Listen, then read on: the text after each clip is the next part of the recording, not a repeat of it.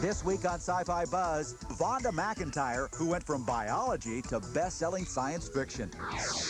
Harlan Ellison remembers the greatest Sherlock Holmes of them all. Frank Black, alternative rocker and sci-fi fan. Plus, the new big-screen superhero based on an old comic strip.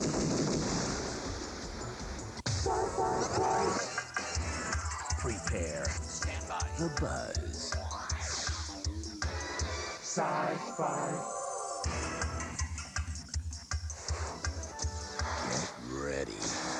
Sci-Fi Buzz. Hello, Buzzers. Welcome to another edition of Sci-Fi Buzz here in Sci-Fi Central. And Bust. I'll be back. Whoa, a talking bust. Oh, how weird. Talking bust. Dolly Parton, you're talking bust. This is ridiculous. Let me do that again. What's that say? I'll be back. No, you won't be Bach. You'll never be Bach because you're Beethoven. Get that out of here. This is better, more appropriate. Hey, let's get into some news. And not the regular, Sci-Fi Buzz news that we do at this time. No. Hot tips from the Sci-Fi staff. And they should know because they're constantly on the sci-fi, fantasy, and horror highway collecting information for you. First up, staffer Susan says, if you like The Hitchhiker's Guide to the Galaxy, the third volume in the trilogy has been transformed into a graphic story from DC Comics.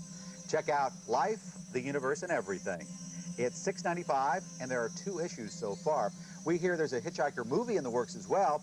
Until then, this is a fun way to get a graphic dose of Douglas Adams' zaniness. The Catherine Bigelow, James Cameron movie, Strange Days, is now out on video. Boy, it flopped in the theaters, but everyone here at the Buzz thinks it's a pretty good film. It's a stylish murder mystery with an emotional storyline set in the near future. Rent it. And if you're particularly paranoid, like our executive producer, you'll find the Big Book of Conspiracies quite alarming, while the rest of us will discover some entertaining conspiracy theories. It's in graphic novel form and sells for $12.95. But now it's time to meet the latest actor to take a comic book superhero from the page to the big screen. He's Billy Zane, and he has slipped comfortably into some nice-looking lycra as the Phantom. Phantom!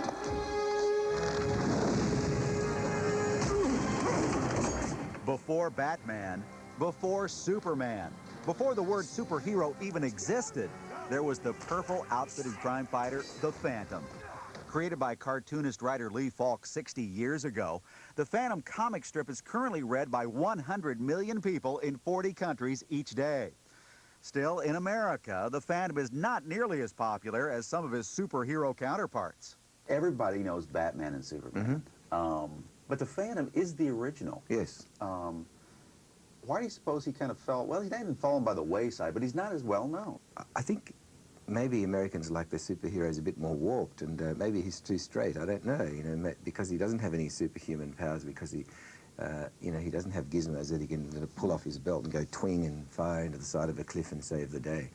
Follow that car. Oh, God. Take my money, but don't hurt me. Al, take it easy. I'm a friend of Kid Walker's. Windsor and Paramount Pictures are hoping that this new film will make the Phantom a household name. Billy Zane plays the masked do-gooder and says this is one superhuman who is superhumane. He'll rather shoot weapons out of someone's hand than to kind of, add insult to injury or, extract eye for an eye vengeance. In order to ultimately, hopefully elevate his villain or bring them to justice. And should they perish, then naturally it's due to their own bad karma, and not his. He's a karmic comic hero. And what's a good crime fighter without a nasty villain to fight? In The Phantom, actor Treat Williams plays the diabolical Drax, a man seeking to rule the universe. When you're playing the villain, you have to be careful not to overplay. Not me. No? No, I go straight for the overplaying. Let him hold me back. Hold me back. I mean, my job isn't to go out there and be normal. He's the villain. He's nuts. Show me the power! Show me the power! I'm not going to go to the movies to see somebody act normally. If he's a monstrous madman, I want to see him be monstrous and mad. This is a rescue. Thanks. You've done a good job. I can take it from here. We all know about Superman and Lois, but the Phantom has his own special babe as well. And according to actress Christy Swanson, who plays the free-spirited Diana Palmer, what woman wouldn't be attracted to someone like the Phantom? Women love characters like him. The white horse and all that stuff. Yeah? Have you found men like him in real life? I don't know that I have, but, you know, I guess, you know, with the cowl, you know, the headpiece and the mask, and he's mysterious, you know. I think women like mystery. But he's a superhero, you know. He fights off evil. He's a good guy, you know. And he wears, you know, a really cool costume. Ah, yes, the costume. This form-fitting garment required nearly 2 years of physical training for Billy Zane before filming began. And the outfit's striking purple pigmentation was actually not meant to be purple at all. Well, I believe originally it was going to be red, where it is in Brazil. He's known as the Red Phantom, but something went wrong with the first color printing of the comic, and it turned out mauve, and so that's why it's purple. With a fabulous purple ensemble and a cold-hearted villain to conquer and a good-looking lady by his side, the Phantom is set to become Hollywood's latest superhero. Hey, this is Frank Black, and I'm a believer in Sci-Fi Buzz, especially the Harlan Ellison monologues. And Frank Black himself will join us when we come back. Stay glued.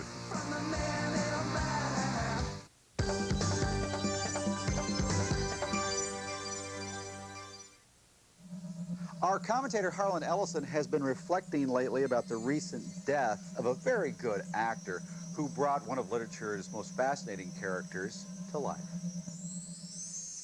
You know, I get faxes all the time, and they're never signed. Bothers me, really bothers me. I know it's part of the electronic age, and people say, well, we send them over our personal computer. Well, that's an explanation, but it's not an excuse. I get a letter from someone, and it says sincerely, and there's a blank space, and then their name is typed. I get very annoyed. I just automatically get annoyed. I don't know why. I love using fountain pens. As you can see, I've got a lot of them. I keep them in a wonderful box that I got here. It's got a tambour door, and it opens like this, and the drawer pulls out. I use real ink. These are all beautiful fountain pens. This one is a Recife. This one is called the Victory. One of the things that I talk about all the time on a Sci-Fi channel is that you should operate at the level of technology that best serves the job you're going to do. If you work best with a PC, that's fine. Then use it. If you work best with a typewriter, do it. If you work best writing creatively with a fountain pen in your hand, writing on a piece of paper, then do it. And I got to tell you, folks, a letter is still a letter if it's written by hand. Even if you got the worst handwriting in the world, and mine is not terrific. Nonetheless, when you get a signed letter, you know that there was a human being behind it, not some cold thing that you got off a PC. I got the reason I'm doing this here, sitting at the table with the pen, because I've got some stuff to clear up. But I got a call from the editor of Sci-Fi Universe magazine.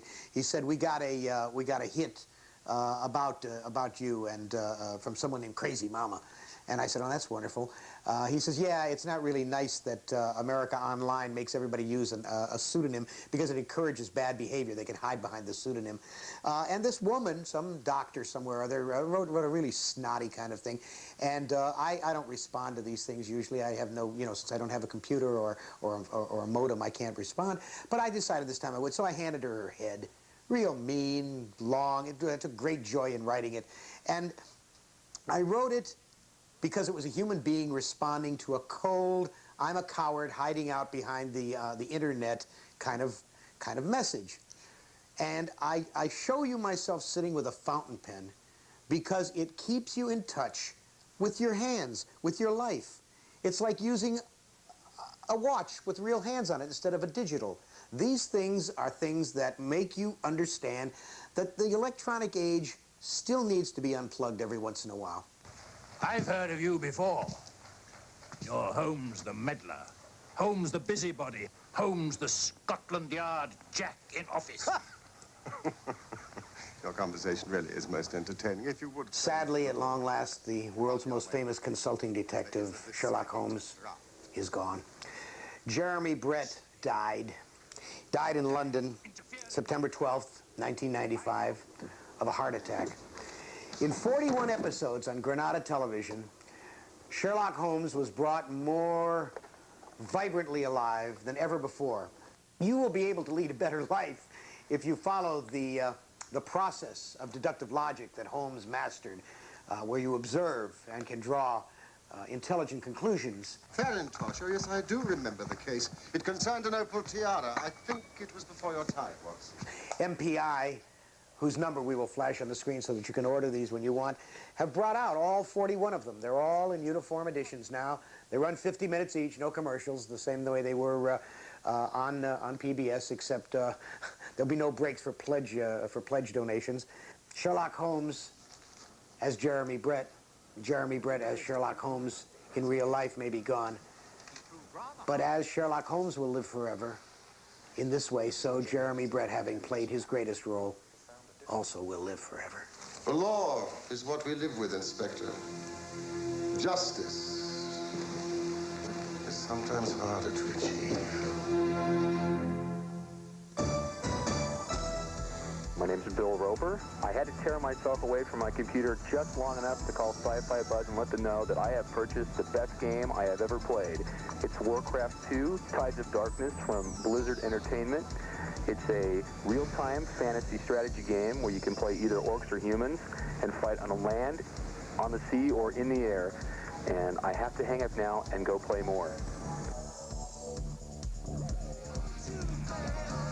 So just in case, I made you a copy, and I put it in the See this copy of Rolling Stone? Pretty good article, Rock Stars and UFOs. Space is the place. Pretty good shot there of Chris Carter, and check out. Oh, that's what it is. Frank Black is here. How are you? Hi, Mike. Remarkable likeness. Pretty good. Are you happy with that picture? Yes, I am, actually. It is kind of cute. Yes. Hey, congratulations on Songs in the Key of X. Thank you. The big CD. Looking Yes. great. Yes. No, you did not pose for that picture, did you? Yes, I did. Oh, you did? We were talking about this thing he's got on the back of his head. Here, lean down there. See this nick in his head? He can't figure out what happened to him. What do you suppose that is? Is that some kind of implant, do you suppose? Well, I think that the tracking device, or whatever it is, Yeah. has been absorbed by my system, so I think I'm off the track now. Ooh. Okay. Hey, congratulations again on this. How did it all come about? How'd you get on the CD? You know, they put out the calls to some lucky musicians, and I heard Chris Carter liked my stuff. I'm watching my back. I'm with my visitation from the minute back. You know, the other CD is The Cult of Ray. Yes. And this is the third for you? Third Yes. CD? Yes. And Ray is? Bradbury. Of course. Yes. Why are you such a big fan? Well, I grew up reading his books, and he gives a lot of talks, you know, right here in L.A. Where I live and where he lives, and I've been recently inspired, but not by his books, by his speaking engagements. Another cut I like is The Marsist. Now, the way I interpret that, Frank, is this. You're talking about the face on Mars. Is that true? What is that face? What do you think that is? Well, I mean, I think we're all kind of excited about it, even if it's just a rock. And Yeah. I think that whether you believe Richard C. Hoagland or not, it's kind of exciting to think that it is a face. So you're a believer? Yes. Yeah? Yes. Now, have you ever seen a UFO? Yes. You have when? At age 3 months, and again at age 5. What did it look like? Cigar-shaped, silver metallic rocket, silent, broad daylight, flew over the house. You believe it, you better. I got their number. Classic camcorder I saw. Tell me about some of your favorite sci-fi authors. Well, of course, we've mentioned Ray Bradbury, Sure. and most recently, I've been reading this guy, Kim Stanley Robinson, and he's got a lot of really great books: Red Mars, Green Mars. I've been reading this, The Memory of Whiteness, and part of the California trilogy. Three California is all sci-fi trilogy based in Orange County, California. And So big Kim Stanley Robinson that's fan. what I've been reading lately. Hey, what else you got in there? What are Oh, these? I brought you a hat. Oh, cool. We got 3 colors here: black, blue, and white. Hey, John, get a T-shirt. Get a T-shirt for And Frank. there's the guy from our record, and it's sort of the mascot for the Frank Black campaign this year. Same logos on the Cult of Ray. Yes. And of course, don't forget about Songs in the Key of X. Good luck with these. Thank you. Thanks for coming in. Thanks for having me on. Here, well, can you play us out? Well, no, you Okay. can't. I'll have to do it. Here, you Play us out. Pretty good. Do some chords.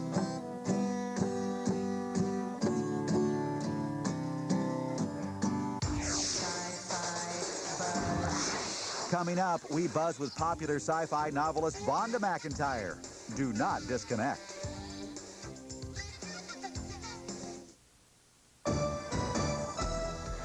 My name's Kevin Halstead, and I'm calling from Bellevue, Washington. And my recommendation is the Mystery Science Theater 3000 Amazing Colossal Episode Guide. This handy book gives you 120 synopsises of more than 120 episodes.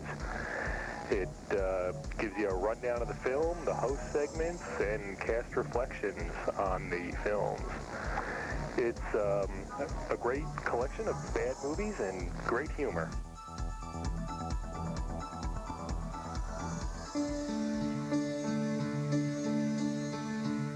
Vonda McIntyre has been writing science fiction since she was 20.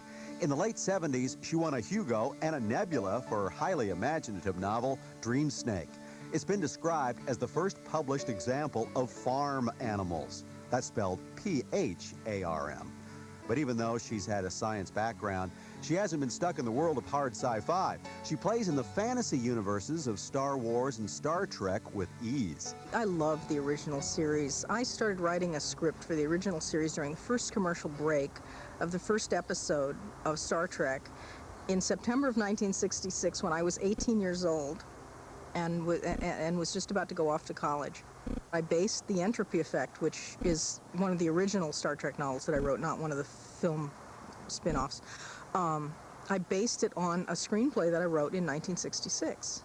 And it's surprising how much of that original script lasted into the novel that I wrote 14 years later. It was a very interesting experience. It was like collaborating with myself at a much younger age. I wrote 2 originals. The other was The First Adventure, which was the first voyage of the Enterprise with the crew as we know it. So it was really fun to go back before you ever saw them in the TV series and figure out how their relationships had evolved. A recent Vonda McIntyre novel, The Crystal Star, was her first experience with the George Lucas-created Star Wars ensemble. Actually, there's more freedom, I think, in the Star Wars universe than in the Star Trek universe because George Lucas is not planning to make more movies about the characters from the middle 3. They do care very much about it, the characters, but they don't insist that you keep them exactly the same at the end as they were at the beginning. They can go through changes. They can, things can happen to them that will have effects on them in the future. McIntyre has the good fortune to have a publisher that is reprinting some of her most important novels. Thanks to Bantam Books, you can now find her award-winning Dream Snake in bookstores, along with a wonderfully wild Starfarers series of 4 books. At first, she planned for this space travel adventure to be a TV miniseries, but her imagination took her beyond the budgets of Hollywood. The story is about Earth's first starship. It's being built in orbit around Earth. It's based on Gerard K. O'Neill colonies with an Earth-like environment inside a rotating cylinder. They're just about to go out into interstellar space when an analog of William Proxmire is elected president and he cancels the space program. So what do? Well, they do what any red-blooded starship faculty and staff would do. They steal the starship. And then they're in a lot of trouble because they can't come back unless they actually meet aliens and come back with something that's neat enough for them to be forgiven stealing the starship. And that's what the 4 books are about. So by the time I got to the second novel, I let the special effects budget loose and just stopped worrying about whether you could film it in someone's backyard. And by the particularly by the 3rd book with the squid moths, I just, forget it. And the 4th book has 4 different kinds of aliens, some of which, 4 new different kinds of intelligent aliens, plus their pets and their symbionts, and they're different, some of them metamorphose from one form into another. Now, technology may have actually caught up with me at this point, so it might be possible to do it on film for less than $100 million, but I don't know whether it ever will be or not. It was fun to write. I really enjoyed it. Vonda McIntyre describes her work with such glee that she makes writing sound like a great full-time endeavor. But then she lists the caveats. It's a crazy business to be in. There's no security. You have to pay your own health insurance.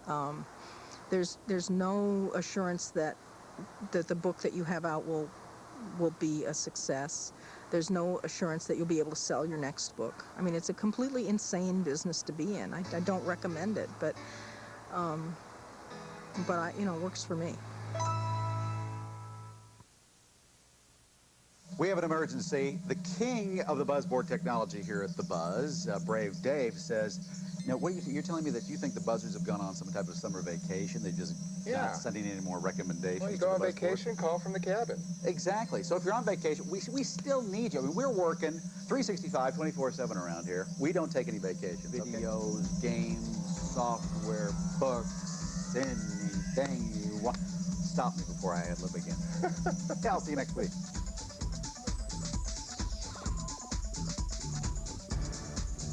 Hello, I'm Richard Hart. This week on CNET Central, find out how modern medicine offers new hope and online support for people suffering from deadly diseases. Sci-Fi Channel next.